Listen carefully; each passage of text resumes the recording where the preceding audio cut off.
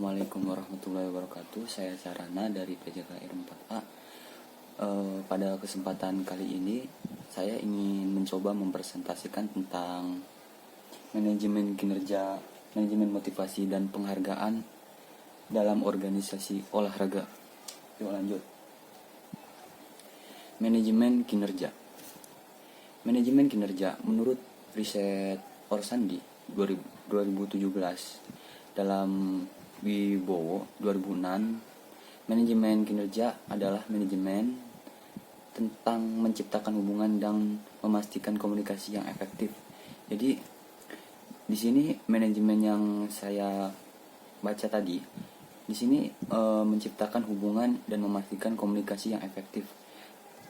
Jadi kayak semacam menciptakan hubungan dan memastikan komunikasi yang efektif gitu. Jadi lebih ke arah mempererat tali silaturahmi. Manajemen kinerja memfokuskan pada apa yang diperlukan oleh organisasi, manajer, dan pekerjaan untuk berhasil. Jadi manajemen di sini memfokuskan setiap bagian-bagian organisasi untuk ke arah yang lebih berhasil dan bagus gitu. Terus ada lagi di sini pandangan holistik. Proses manajemen kinerja dapat dilihat sebagai melibatkan sejumlah komponen termasuk pekerjaan dan desain pekerjaan, struktur imbalan, pemilihan orang untuk melakukan pekerjaan, pelatihan dan pengembangan orang-orang itu, serta sistem penilaian. Jadi di sini dapat saya simpulkan manajemen kinerja dapat dilihat sebagai melibatkan sejumlah komponen termasuk pekerjaan dan desain pekerjaan. Jadi si atasan organisasi tersebut melihat kerja dia, terus desain dia, terus dilanjut struktur imbalan apa yang bagus untuk desain yang sudah dia rancang itu.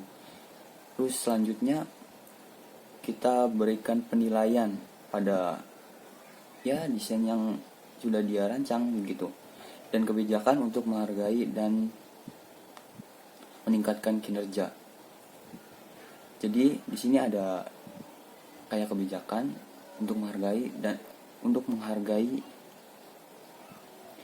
meningkatkan kinerja. Jadi ada kebijakan untuk menghargai biar meningkatkan sistem kinerja anggota tersebut gitu. Yuk kita lanjut. Manfaat manajemen kinerja. Menurut Taylor et al. 2008, sistem manajemen kinerja dapat digunakan untuk mencapai sejumlah hasil yang bermanfaat bagi organisasi ketika dikelola dengan baik. Sistem manajemen kinerja yang baik harus sebagai berikut. Jadi apabila organisasi dikelola dengan baik, maka hasilnya akan baik. Dan jika atasannya itu mempercayai bawahannya, maka bawahannya juga akan segan untuk berorganisasi. Tadi lanjut sebagai berikut. Ada menyelaraskan perilaku. Jadi di sini menyelaraskan perilaku orang-orang untuk mencapai visi dan misi strategis organisasi dengan menerjemahkan tujuan strategis tingkat tinggi organisasi olahraga ke dalam tujuan individu dan kinerja pekerjaan. Ini sering dicapai dengan penurunan tujuan organisasi dari atas ke bawah dengan semua manajer dan menafsirkan tujuan pribadi mereka menjadi tujuan yang bermakna bagi staf mereka. Jadi di sini yang saya pahami eh,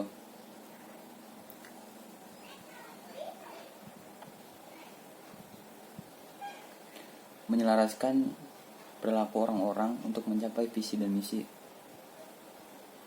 dengan menerjemahkan visi dan misi orang tersebut gitu, agar mereka menjadi tujuan yang bermakna bagi staf mereka gitu. Seperti itu yang saya amati. Terus yang kedua ada menyelaraskan nilai-nilai.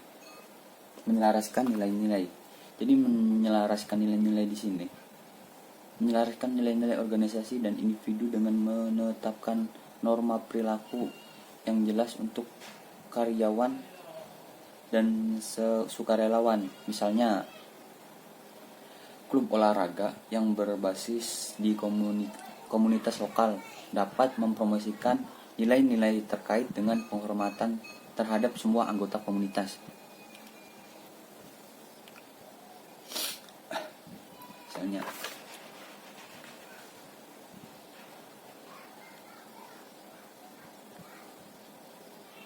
jadi di sini seperti klub olahraga yang berbasis komunitas lokal dapat mempromosikan nilai-nilai terkait dengan penghormatan terhadap semua anggota komunitas. Jadi komunitas atau organisasi di sini mempromosikan, memberitahu kepada yang lain tentang nilai-nilai yang terkait dengan penghormatan terhadap semua anggota komunitas atau organisasi gitu. Terus yang ketiga ada adil dan objektif. Di sini adil dan objektif. Berikan dasar yang adil dan objektif untuk menghargai kontribusi. Jadi setiap orang yang berkontribusi dalam organisasi tersebut berikan dasar yang adil dan objektif. Adilnya seperti contohnya adil dalam mengambil sikap atau adil dalam mengambil keputusan gitu. Dan objektif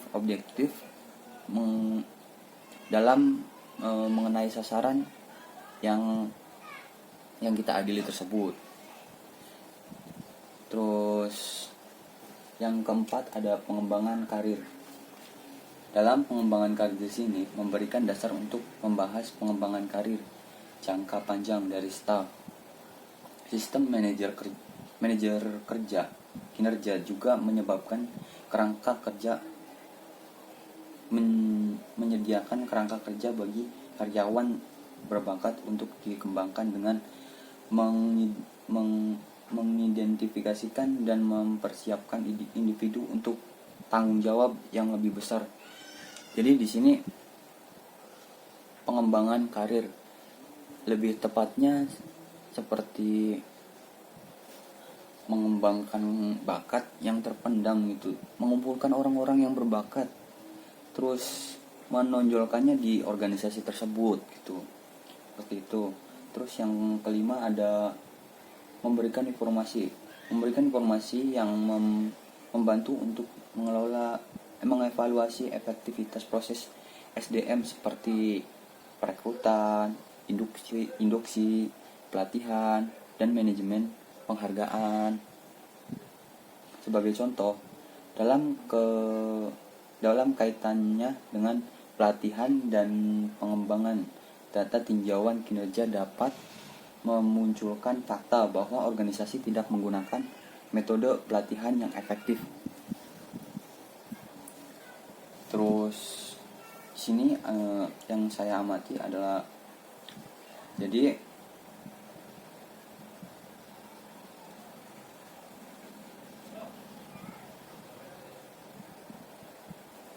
di sini organisasi yang dapat memunculkan fakta bahwa organisasi tidak menggunakan metode pelatihan yang efektif gitu. Jadi gimana ya?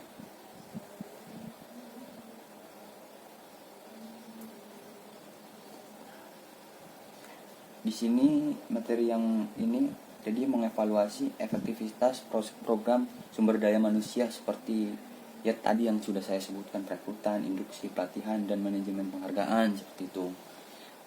Dan dilanjut lagi,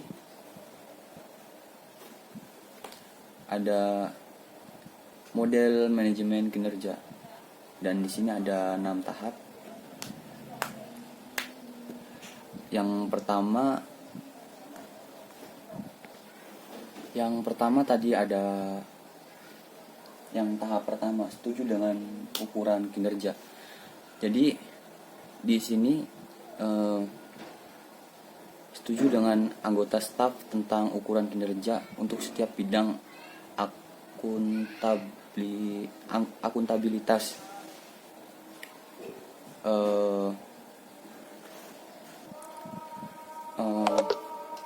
Jadi lanjut yang tadi.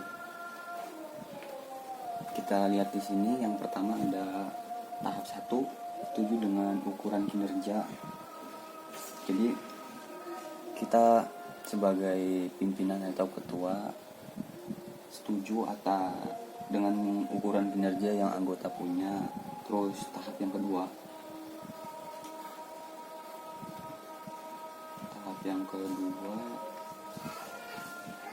hapus hambatan untuk kinerja pekerjaan. Tahap yang ketiga, penilaian berkelanjutan terhadap kinerja pekerjaan.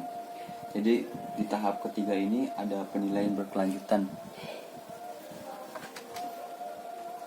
Penilaian berkelanjutan itu kayak contohnya seperti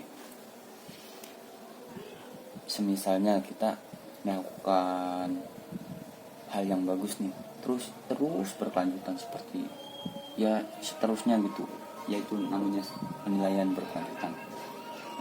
Tahap yang keempat, penilaian kinerja terhadap sasaran. Terus tahap yang kelima, mengidentifikasi tindakan peningkatan kinerja. Tahap yang keenam, menilai potensi karir masa depan. Jadi tahap yang keenam ini yang terakhir menurut saya sangat penting, menilai potensi karir masa depan. Jadi di sini ada penilaian karir untuk masa depan tersebut. Oke guys, kita langsung lanjut aja ya, berhubung memorinya hampir penuh. Di sini ada metode penilaian kinerja. Jadi ada berbagai metode penilaian kinerja dan kriteria yang dapat digunakan organisasi olahraga gitu. Yang pertama, staf dapat dibandingkan satu sama lain atau dibandingkan dengan beberapa standar absolut. Jadi di sini ada perbandingan antara yang bagus, yang menengah, dan yang jelek gitu. Biar si yang jelek ini bisa terus meningkat menjadi yang lebih bagus seperti itu. Terus yang kedua ada kinerja dapat diukur pada atribut, perilaku, atau hasil anggota staf. Jadi pengukuran di sini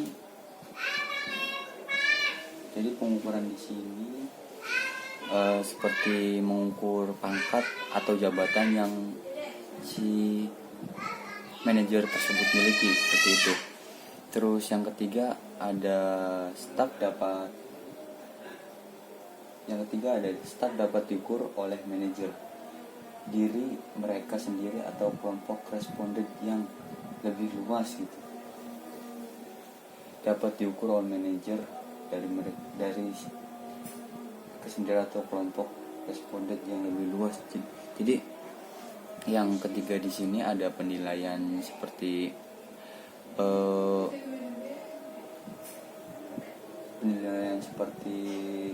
kelompok responden. Jadi ada perbandingan si manajer tersebut sama responden yang lebih luas, seperti itu, yang pengetahuannya lebih luas. Lanjut di sini ada manajemen motivasi dan penghargaan dalam olahraga.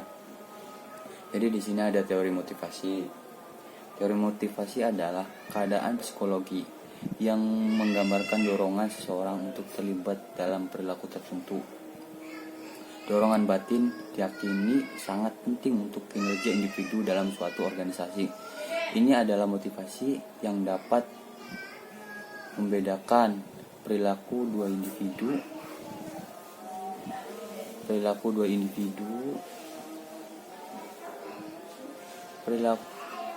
dua individu yang memiliki keahlian yang sama. Misalnya, mengingatkan dua sukarelawan dengan kemampuan yang sama. Kita dapat mengharapkan upaya yang lebih besar dari orang yang memiliki keinginan batin yang lebih kuat untuk terlibat. Jadi di sini dorongan motivasi itu sangatlah penting untuk batin si atlet yang sedang bertanding itu.